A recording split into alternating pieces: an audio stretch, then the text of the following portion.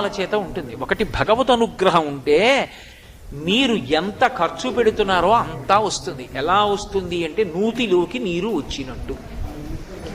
నూతిలో నీరు తోడుతూనే ఉన్నాడు, జలం పుడుతూనే ఉంది. ఎక్కడి నుంచి నీరు వచ్చింది నీకు తెలియదు, తోడడం ఒక్కటే నీకు వచ్చు. అలా ఎంతమందికి ఎన్ని పెట్టు ఆ ఇంట సమృద్ధి కలుగుతూనే ఉంటుంది. దేని చేత ఈశ్వరుడు ఆ శక్తిని ఇస్తాడో తెలుసా? ఆ ఇంట ఎప్పుడో ఎవరో ఒక మహాత్ముడు కాళ్ళు కడుక్కున్నాడు, దానికి ఇస్తాడు ఆ శక్తి.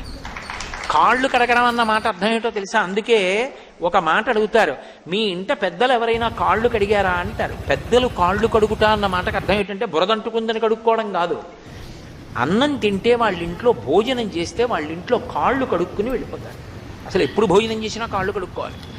కాళ్ళు కడుక్కుని వెళ్ళిపోయారనుకోండి, అలా తనని నమ్ముకున్నటువంటి పరమభాగం